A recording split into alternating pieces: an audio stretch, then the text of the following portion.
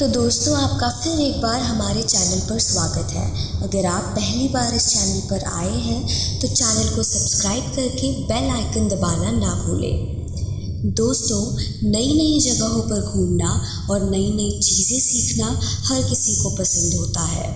तो हम सभी कई जगहों की यात्रा करते हैं और यात्रा करते हुए भी हम एक ऐसी जगह पर पहुंच जाते हैं जहां कुछ इतिहास छिपा होता है। लेकिन कभी कभी खुशी की हड़बड़ी में या एक नए अनुभव के लिए हम उस जगह के नियमों को या उस जगह की जो भी शक्ति होती है उन्हें पैरों तले रौंद देते हैं, उनका अनादर करते हैं और अपने साथ दूसरों के जीवन को खतरे में डालते हैं।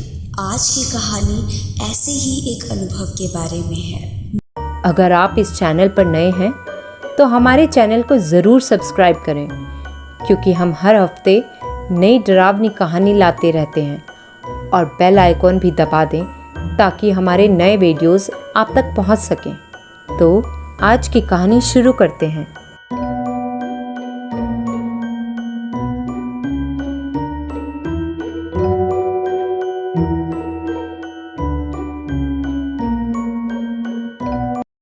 फ़ोन की घंटी बजी और मोबाइल स्क्रीन पर रूबी कॉलिंग नाम दिखने लगा। मैं बेंगलोर एयरपोर्ट पर सिक्योरिटी चेक में प्रवेश करने वाला था, इसलिए कॉल नहीं उठा सका। मुझे पता था कि कॉल किस बारे में होगी। मैं अपने परिवार के साथ नया साल मनाने के लिए घर जा रहा था। उस दिन 28 दिसंबर का दिन था और मेरा दिल आधा खुश था क्योंकि मेरी छुट्टी देर से मंजूर हुई थी। इसलिए मेरे पास एकमात्र विकल्प था मुंबई में उतरना और वहाँ से 570 किलोमीटर दूर सड़क यात्रा करना, क्योंकि बेंगलोर से गोवा के लिए सीधा उड़ान बहुत महंगा था। जब से ये प्लान बना था तब से मैं इस छुट्टी का इंतज़ार कर रहा हूँ। गोवा से करीब 60 किलोमीटर दूर पणजी के घने जंगल में एक गांव में अपने पुश्तैनी घर में कई सालों के बाद मुझे अपने पूरे परिवार से मिलना था और जंगल उस इलाके का सबसे रोमांचक हिस्सा था। हमारा परिवार हमारे दादा दादी के साथ उस पुराने घर में 29 दिसंबर तक नए साल 2021 का स्वागत करने के लिए इकट्ठा होने वाला था। मेरी मौसी के 2 परिवार पहले ही पणजी पहुंच चुके थे। मेरे मामा का परिवार भी पुणे से आया था और पणजी में हमारे घर पर रुका था। मेरी छोटी बहन रूबी उनके साथ क्रिसमस के लिए गोवा आई थी। अब बस मैं ही अकेला रह गया था। रूबी मुझे गोवा और पणजी की सभी घटनाओं की जानकारी देने के लिए हर समय फ़ोन करती थी। मेरा व्हाट्सएप उसकी फ़ोटो से भरा रहता था। वो जानबूझकर मुझे जलाने के लिए सारी तस्वीरें भेजती थी, क्योंकि मैं गोवा छोड़कर कॉरपोरेट जगत में इतने मज़े नहीं कर सकता था जैसे हम दोनों पहले किया करते थे। मैं अपने माता पिता और चाचा चाची के साथ मुंबई से यात्रा करने जा रहा था। वो मुंबई एयरपोर्ट पर मुझसे मिलने वाले थे और हम वहीं से पणजी के लिए निकलने वाले थे। तो आप अंदाज़ा लगा सकते हैं कि हम सभी को पणजी पहुंचने की कितनी उत्सुकता थी। फ़्लाइट में बैठे बैठे मुझे अपने पेट में तितलियां महसूस हुई। फ़्लाइट अभी तक क्यों नहीं उड़ रही थी? मैंने कल्पना करते हुए अपनी घड़ी में समय देखा, लेकिन उस वक्त समय मुझे एक भ्रम की तरह लगा। मैं अपने अंदर बढ़ती चिंता को महसूस कर सकता था और वास्तव में उत्साहित था, लेकिन चिंता एक दुश्मन थी और मुझे अपने शरीर से प्यार था। इसलिए मैंने सभी विचारों और चिंताओं को छोड़ दिया और आंखें बंद करके ध्यान करने लगा और कुछ ही समय में विमान मुंबई में उतर गया। सुरक्षित रूप से उतरने के बाद मैंने अपने फ़ोन का फ़्लाइट मोड बंद कर दिया और वो फिर से बजने लगा। आप मोबाइल स्क्रीन पर नाम का अनुमान लगा सकते हैं। मैंने फ़ोन उठाया। कहो रूबी, क्या चल रहा है? क्या भैया, जल्दी आओ, वो चिढ़कर बोली। आ रहा हूँ, हम बस मुंबई से निकलने ही वाले हैं, मैंने जवाब दिया और फ़ोन रख दिया। एयरपोर्ट के बाहर मेरी माँ, पिता, चाचा, चाची और रोनी उनका बेटा अपनी कार में मेरा इंतज़ार कर रहे थे। मैंने अपना बैग कार में रखा और अगले ही पल हम पणजी के लिए हाईवे पर थे। मैं बिल्कुल रोमांचित था। दोपहर के 12:30 बज रहे थे और हम जिस रास्ते से जाना चाहते थे उसके लिए हमें पहले ही देर हो चुकी थी। जैसा कि आप पहले से ही जानते हैं, हमारा गांव पणजी से गहरे जंगल में था। वहां अंधेरा होने के बाद गाड़ी चलाना सुरक्षित नहीं था। जहां तक मुझे पता है, आज तक किसी ने भी सूर्यास्त के बाद यात्रा करने की हिम्मत नहीं की है। यहाँ जंगल किसी भी अन्य जंगल से अलग था, जैसे मैं जानता था। यह गांव के अन्य जंगलों की तुलना में घना था, जहाँ पेड़ लगभग 300 से 400 साल या शायद अधिक पुराने थे। ये पेड़ चारों तरफ से कांटों और फूलों की झाड़ियों से घिरे हुए थे, जिससे इन तक पहुँचना मुश्किल हो जाता था। कहते हैं कि किंग कोबरा इन झाड़ियों की रक्षा करते हैं और इन झाड़ियों में रहते हैं। इन पेड़ों के सामने मैं हमेशा छोटा महसूस करता था। इसके अलावा जंगल में एक मजबूत नीला हरा रंग था। मैं कभी नहीं समझ पाया कि यह हरा रंग कैसे बना। क्या यह पेड़ों का हरा और कोहरे का नीला रंग था? हो सकता है। जंगल में हमेशा कोहरा रहता था, गर्मी हो या सर्दी, दिन हो या रात। ऐसा लगता है कि कोहरा सदियों से जंगल में बसा हुआ है और अनंत काल तक रहेगा, क्योंकि मैंने अपने दादाजी को उनके बचपन की कहानियों में कई बार इसके बारे में बात करते सुना है और इसकी उपस्थिति की विरासत पीढ़ियों से जारी है। अब बात करते हैं सड़कों की। नहीं, सड़कें नहीं थी। जंगल इतनी उच्च जीवन अवस्था में था कि आपने कितनी भी कंक्रीट या टार की सड़कें बना ली हो, पेड़ और झाड़ियाँ जल्द ही उस पर उगाएंगी और अंदर यात्रा करना असंभव होगा। नतीजन राज्य के वन विभाग ने कंक्रीट सड़क बनाना छोड़ ही दिया था।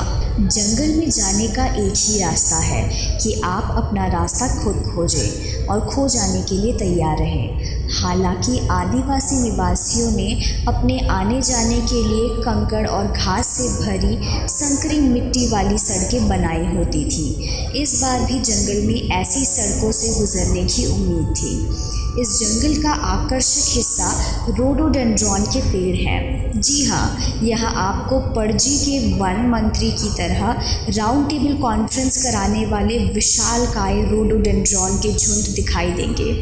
ये मुझे हमेशा आश्चर्यचकित करता है कि क्या गोवा पहले कभी इतना ऊंचा पहाड़ी इलाका था। लेकिन मेरे सवाल का कोई जवाब नहीं है। इतना ही नहीं, यहाँ के पेड़ पिशाचों की तरह चांद और सूरज की रोशनी को सोख लेते हैं। इन पेड़ों की शाखाओं और पत्तियों को भेदने वाली कुछ किरणें जमीन को नहीं छू सकती हैं। साथ ही यहाँ हवाएं हमेशा एक ही दिशा में और एक ही गति के साथ चलती हैं और शाम को सूर्यास्त के बाद वे एक निश्चित गंध फैल जाती है। ये कहना मुश्किल है कि यह गंध फूल, पत्ते या किसी और की है। दुनिया भर से कई पर्यावरणविद इन पहेलियों पर अपना शोध करने के लिए नियमित रूप से आते थे, लेकिन उनमें से अधिकांश अनजाने में गायब हो गए या बाकी इसके बारे में शून्य ज्ञान लेकर लौटे। इस क्षेत्र के बारे में हमेशा कुछ डरावना था, लेकिन क्या, मैं नहीं कह सकता था। इसे केवल हवा में ही महसूस किया जा सकता था। कम से कम हम सभी ने तो किया। वह ऊर्जा शायद अवर्णनीय है। लोग आमतौर पर सूर्यास्त के बाद उन जंगलों में गाड़ी चलाना टालते हैं। लुटेरों के बारे में विभिन्न मान्यताएं हैं। जानवरों के हमले, अलौकिक गतिविधि और कई अलग अलग चीज़ें बड़े पैमाने पर हुई थी।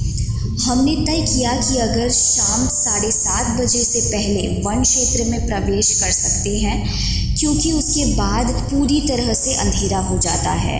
हम आगे बढ़ते रहेंगे और किसी भी परिणाम का सामना करने के लिए तैयार रहेंगे। यदि हम ये नहीं कर पाते जिनकी संभावना अधिक थी, तो हम जोखिम लेने के बजाय पास के ही एक होटल में रात बिताएंगे। यह योजना मेरी माँ को खुश करने के लिए थी, क्योंकि वह उन शक्तियों के साथ छेड़छाड़ नहीं करने में विश्वास करती थी, खासकर ऐसे जंगल में। जंगल के बारे में उनकी अपनी मान्यताएं थीं। वह एक मानव विज्ञानी थी और उन्होंने भूमि के इस हिस्से में बसने वालों पर शोध किया। हालांकि उसने कभी भी अपनी मान्यताओं या अपने द्वारा एकत्रित किए गए ज्ञान पर चर्चा नहीं की, लेकिन जब भी वह इस जंगल से गुजरती थी तो वह हमेशा सतर्क रहती थी। मुझे अभी भी आश्चर्य है कि वह ऐसा क्या जानती है। सूरज पहले ही मृत्युशैया पर अस्त हो चुका था। पिताजी ने गाड़ी चलाना चालू रखा, क्योंकि उन्हें अगले कुछ घंटों में पूरी दूरी तय करनी थी। तब तक हम जंगल की सीमा तक पहुंच चुके थे और दुकानों और वाहनों के साथ मानव बस्ती तेज़ी से कम होती जा रही थी। रास्ता भी संकरा होता जा रहा था। माँ और चाची उन्हें पीछे मुड़ने के लिए कहते रहे, लेकिन पिताजी ने उनकी एक नहीं सुनी। मैंने इस आग में तेल डाला और पिता के अंधेरे में गाड़ी चलाने के साहस को प्रोत्साहित किया। मैं परिणाम का अनुभव करना चाहता था और इस जंगल के आसपास के सभी मिथकों को खंडन करना चाहता था, क्योंकि मेरा और रोनी का ऐसा मानना था कि ये इस जंगल के विकास को रोकने के लिए तरकीबें हैं। मैं जानता था कि इस क्षेत्र के आदिवासियों को शहरी आबादी पसंद नहीं है और उन्हें बाहर रखने के लिए डर की यह अफवाह फैलाई गई होगी। धीरे धीरे अंधेरा हो रहा था और हमारी कार की हेडलाइट ही सड़क को रोशन कर रही थी। हम अब तक पूरी तरह से जंगल में थे। सड़क संकरी थी, पत्थरों और मिट्टी से भरी हुई, और झाड़ियों और बड़े पेड़ों ने हमारी रक्षा की थी। कार के आगे वाली सड़क के अलावा कुछ भी नज़र नहीं आ रहा था। वास्तव में अंदर से मैं डर गया था और शायद बाकी सब लोग भी डरे हुए थे। हम बचपन से जिन शिक्षाओं और कहानियों के साथ बड़े हुए हैं, उससे कोई नहीं बच सकता है, खासकर जब वे इतनी मजबूत हों कि वे आपकी भावनाओं को प्रभावित करें। पिताजी ने भी कार को धीमा कर दिया, क्योंकि हम अगला कदम क्या हो इस पर चर्चा करने लगे। आगे बढ़ना है या नहीं, लेकिन क्या हमारे पास रहने का कोई विकल्प था? तभी रास्ते में एक होटल नज़र आया, जिसके बाहर 2 कारें खड़ी नज़र आई। यह बच्चों की आवाज़, मधुर संगीत और तेज़ रोशनी से गुलजार था। हम बात कर रहे थे कि इतने चहल पहल वाले होटल से जंगल कैसे खिल गया, और तभी अचानक हमें एक बड़ा झटका लगा। उस झटके से मेरी गर्दन मुड़ गई। क्या ये भूकंप था? लेकिन ऐसा लगा जैसे किसी ने हमारी कार को पीछे से टक्कर मार दी हो, लेकिन हमारे पीछे कोई कार नहीं थी। वो क्या था? हम भ्रमित थे और उस अंधेरे में कुछ भी नहीं दिख रहा था। अचानक एक लड़के ने पिताजी की खिड़की की तरफ दस्तक दी और हम सब चौंक गए। उसने कार को ठोकते हुए हमसे पूछा, क्या हमें रहने के लिए कमरा चाहिए? और मैंने शांति से अपना हाथ अपने भारी सीने पर रखा और मुस्कुराया, ये सोचकर कि कोई खतरा नहीं है। बाद में हम उस लड़के के पीछे चलने लगे, जो हमारे 4 डफल बैग और 2 सूटकेस ले जा रहा था। उसने हमें कोई सामान उठाने नहीं दिया। लड़का लंबा और मजबूत नहीं था, दुबले पतले शरीर के साथ छोटा था। उसकी मूंछों और दाढ़ी की पतली परत से पता चल रहा है कि वह अपनी किशोरावस्था में था। उन्होंने रिसेप्शन में हमारा इंतज़ार नहीं किया और ऊपर होटल में गायब हो गया। रोनी उसे पकड़ने के लिए दौड़ता है, लेकिन असफल होकर रिसेप्शन पर हमारी प्रतीक्षा में खड़ा हो जाता है। सब इधर उधर देखते हुए होटल में दाखिल हुए। काले जादूगर के दिल की तरह सब तरफ अंधेरा था। करीब आधा किलोमीटर की दूरी से केवल 2 मंद पीली बत्तियां चमकी। वे निश्चित रूप से वन ग्रामीण थे, 3 या 4 लोग। आसपास की जांच करने के बाद हम होटल के अंदर गए, क्योंकि बाहर ठंड और कोहरा था।